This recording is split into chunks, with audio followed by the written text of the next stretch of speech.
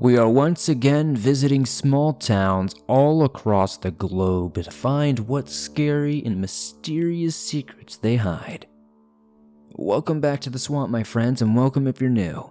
Today I'm going to be sharing some creepy and allegedly true small town horror stories sent in by viewers just like you. As always, if you have a story that you would like to share in a future episode, whether it's a small town story or something entirely different, be sure to submit it at swampdweller.net or the email you can find in the description down below. I would love to share your story with everyone here in the swamp. Before we jump into these stories, I just wanted to let you guys know that I recently started streaming over on Twitch.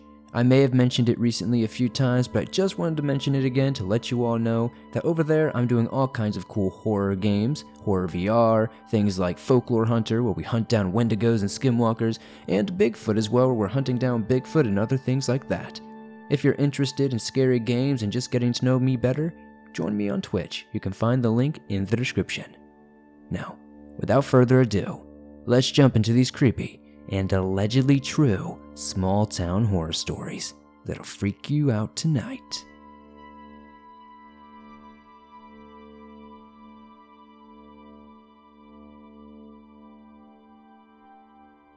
I am a medium.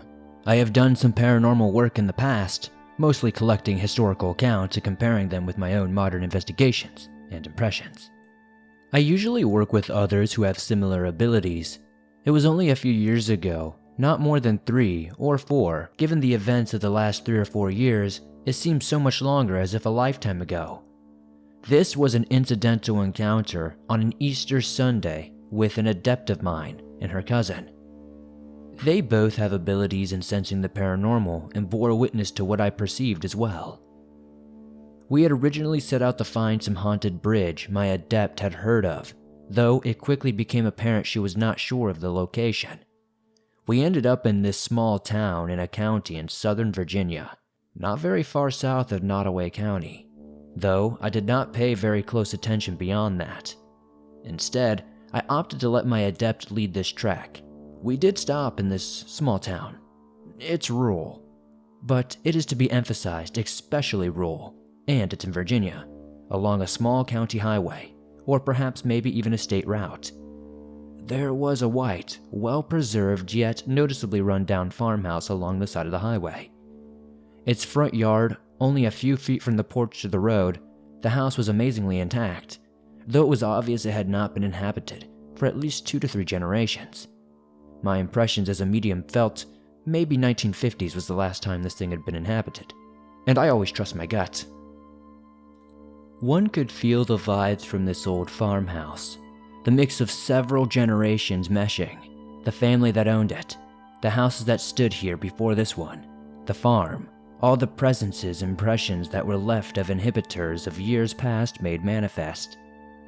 This was an active haunting. They, whatever they were, lived here, and they were tied to this plot of land. My wards are young and brash and did not consider the rules of dealing with the paranormal. Yes, there are rules, especially for a place with such strong presence as this. There were several entities we sensed, all humans. Even though I tried to stop them, they rushed up onto the porch. This is kind of an intrusion. It's not the same as just walking up to the porch of someone you know.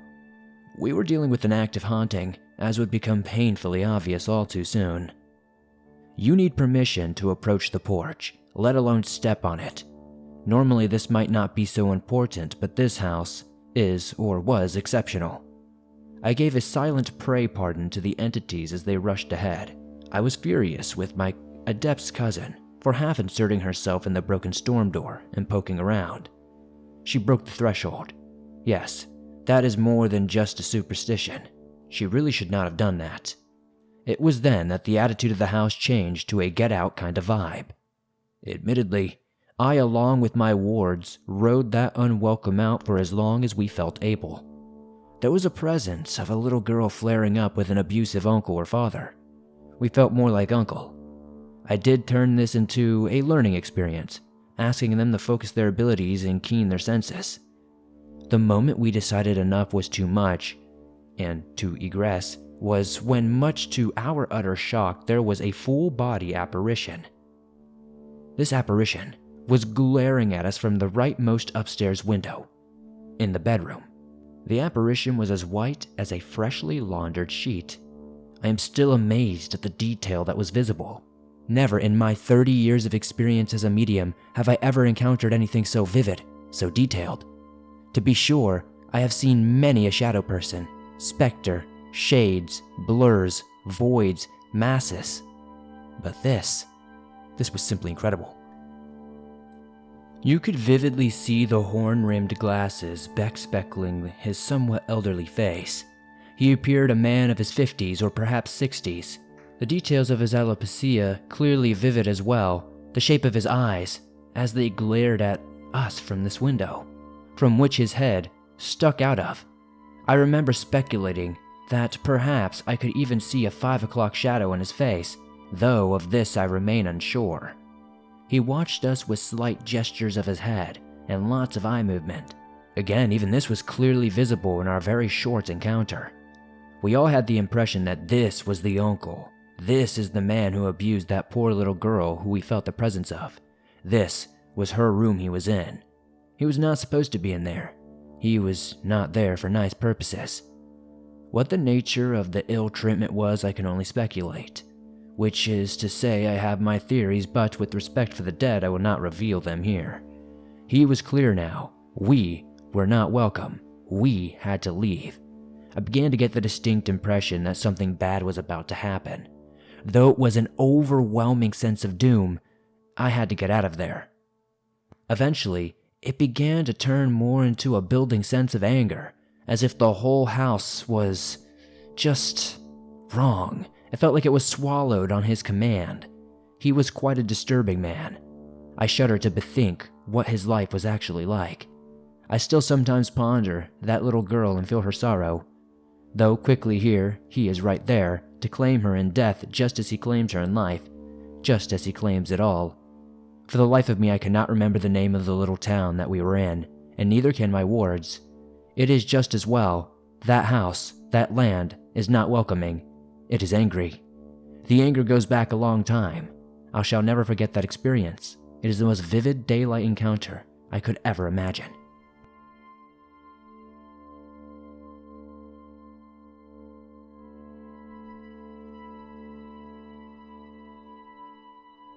I have a couple of stories to share here, all of them involving my family's cabin in a small town in Wyoming. So, for starters, I need to put this into context.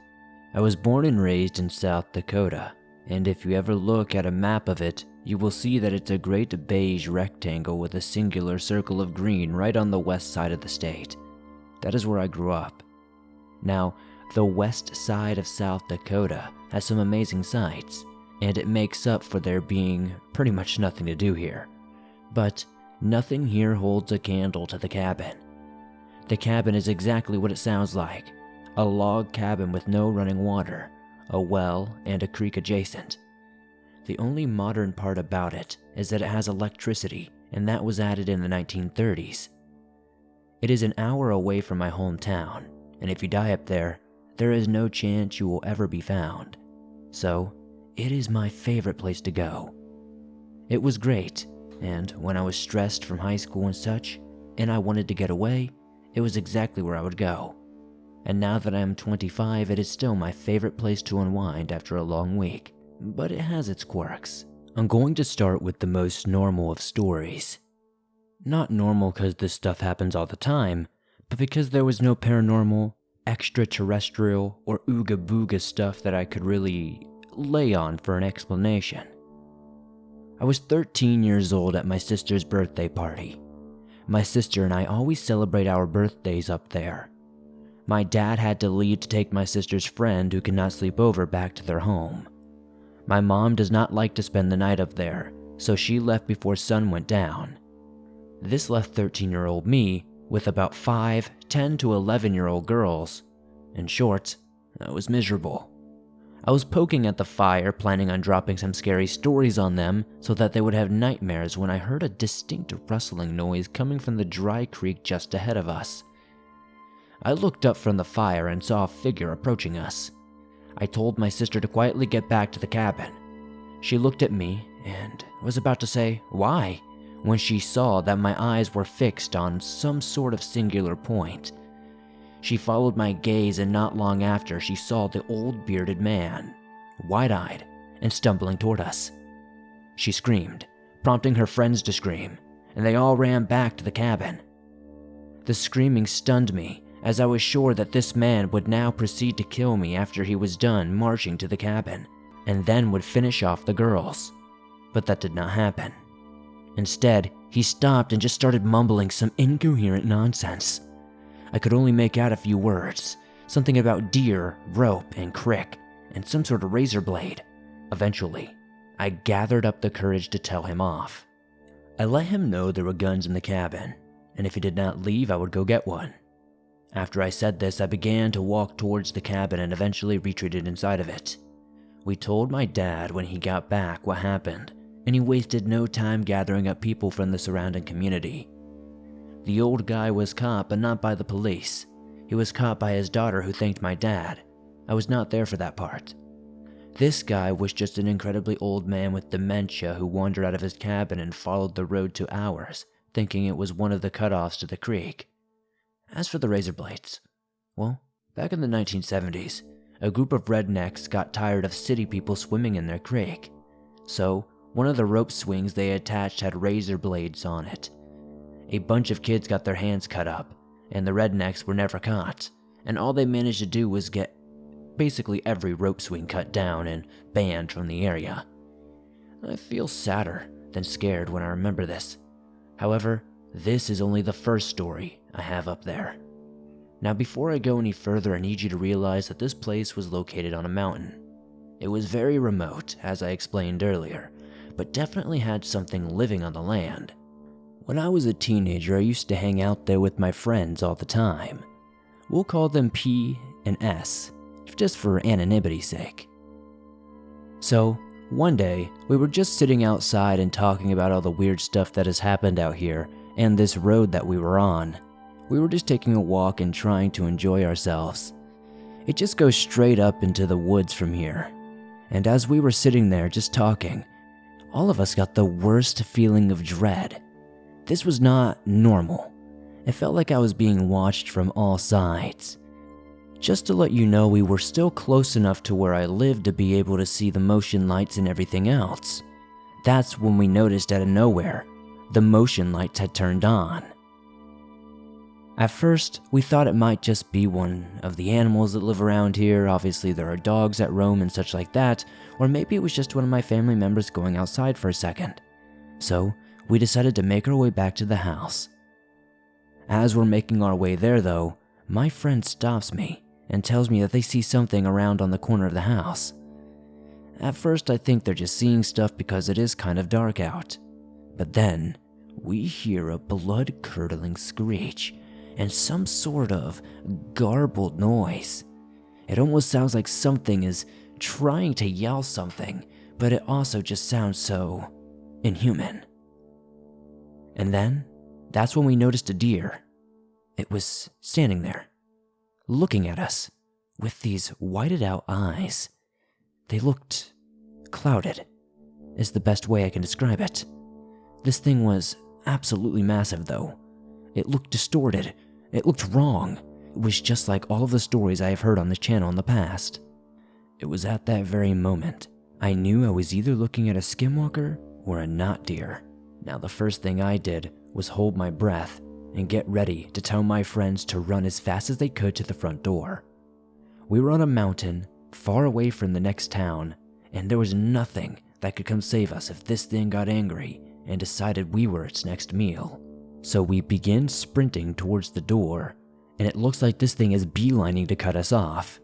But strangely, as we are about to intersect and almost run into this thing, it suddenly turns and runs the opposite way, but on two legs, and is suddenly yelling something that I can't quite make out and decipher, but it sounds like a distorted radio, like when you hear a radio just malfunctioning incredibly going through station from station. That's what this thing sounded like. We could hear it bounding through the forest, going up higher into the mountain. I don't know what we experienced that night. but I'm just glad that we got away with our lives. I know for sure, though, that what we encountered must have been a skinwalker, and I have since dubbed that area Skinwalker Mountain.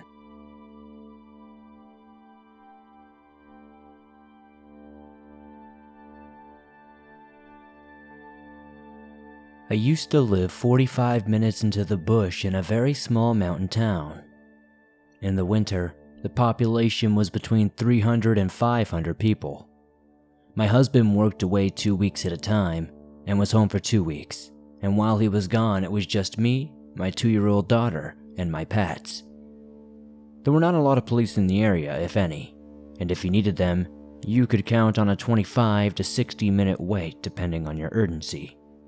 So for this reason, when we talked about getting a dog, we knew we would need one that could protect the house.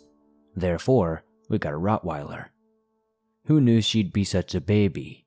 My Rottie has an uncommon name, and being in a small town, having a new puppy with a fat, fluffy belly and an uncommon name, people knew me more by my dog than my personality. So, I ended up making a lot of dog friends who routinely asked if they could include my dog on their hikes and plays, because she was very well behaved and helped tire out her dog friends. On one such evening, a dog friend asked late in the day if he could take my Zoo on a hike with him and his dog. He had a cross-eyed lab, and Zoo helped lead her down the path in poor lighting. It was very sweet, they loved each other, and I was cool with it, because she always came home tuckered out and happy. But this night, a storm came in very suddenly, and my dog friend was hiking the mountain behind his house and had to cut it short due to the sudden intense wind and rain. He called me from his house and asked if he could keep Zoo overnight. He told me they were all drenched and she was now comforting his dog. I was kind of hesitant because my husband was gone, and something about the storm just felt dangerous, but I also didn't want to force him outside during the storm again, and it was already dark with storm clouds and sunset, so I agreed. That night I put my daughter down and smoked a joint, watched the storm pass from my covered deck, and then went to bed. I sleep mostly naked and keep my blinds open because my bedroom is backed against my deck, which was all walled and covered and locked shut. At some point in the middle of the night I rolled over in bed and squinted against the light shining through my window. I opened my eyes confused and dazed. Looking up, the lit string lights that hung around my window on the deck outside were now on. For a moment though, through my blurred, sleep-filled vision, I thought I saw someone, peering in with his hands cupped around with his eyes to see in the dark room. I remember feeling exposed and realizing I was naked from the waist up, and I pulled up a blanket, but my mind malfunctioned. I told myself, Zoo would bark if someone was there, you're dreaming, and when I looked back to the window, the light was off again, and that was it. I was back asleep within seconds. The next day I woke up like normal. I went about my morning and didn't think about what had happened at all. My friend dropped off Zoo and all was fine. That is until I went outside and saw the string lights around my window lit up. My heart jolted and my stomach dropped as I remembered suddenly and intensely what I had woken up to, and realized also that my assumption about the dog barking at a stranger to alert me was also wrong. See, the thing with the string light is, it's one of those cheap battery-operated ones, and I had the large, gorgeous set of lights strung across the length of my deck already, so I never used them. It had a 3-click button, and the first click turned it on. The second click turns it off, but sets it on a timer, so it will turn off again in a few hours. The third button shut it off. It was a stupid button system, and it irritated me enough that I never really touched it. My daughter also was far too small to reach where the button was. So in order for them to be on now, someone must have touched that button. Someone who didn't know that the second push would set it to a timer instead of shutting it off entirely. But someone who didn't take anything, didn't touch any of my things, didn't even break the lock on the door to the deck, though you only had to push the top far enough to get the deadbolt out of the floor. I felt my heart race as I ripped the batteries out of the lights and turned to inspect the deck. Nothing seemed out of place, but scrapes under the door as if the deadbolt had been dragged were left. Someone had been on my deck watching me through the window as I was sleeping, and what were the chances that someone would be here the night that my dog wasn't? Had I scared them off when I rolled over to look up? Maybe pulling the blanket up around me and my firmly locked back door had made them rethink their approach. But why not take anything? I had a weed jar on my deck, a Google Home sitting on the table, both exactly where they were meant to be. It's been 3 years, and I still do not know. I don't know if this had anything to do with my dog, but my gut tells me it does. At least, I don't live there anymore.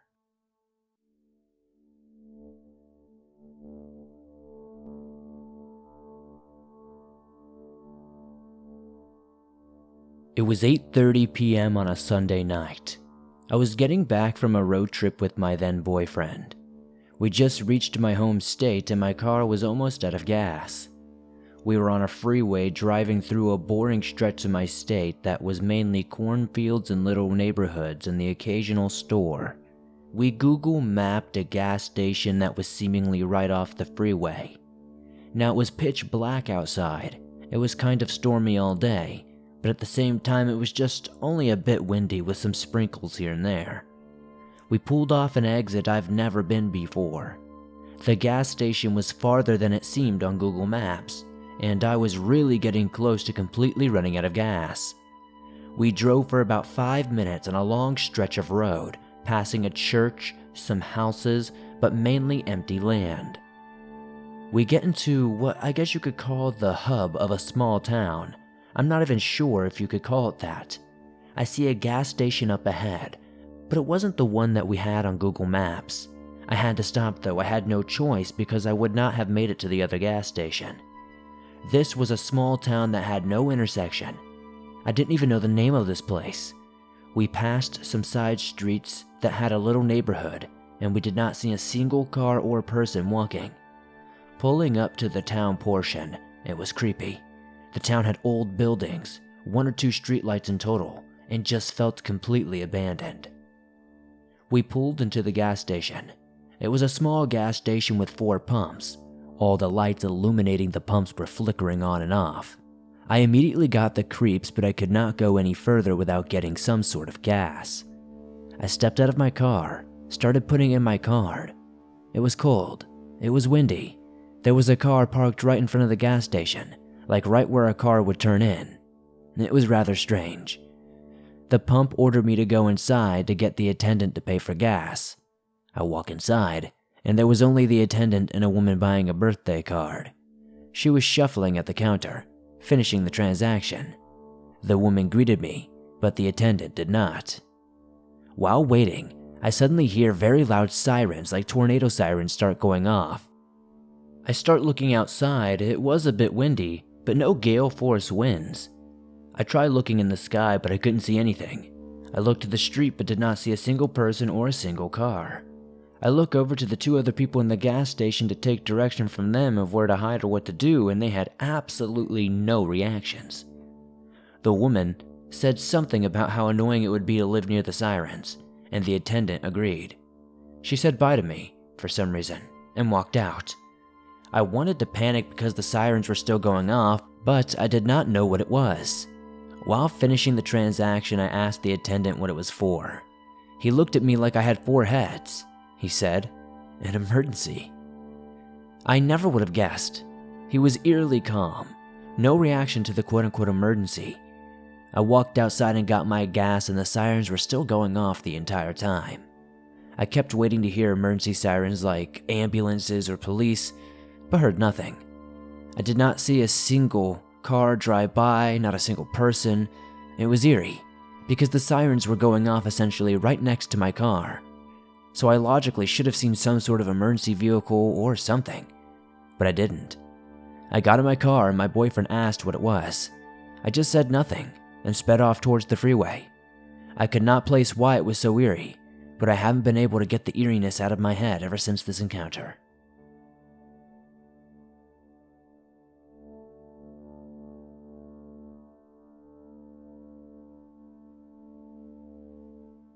Thanks for listening to these creepy and allegedly true small-town horror stories. sent in by viewers just like you.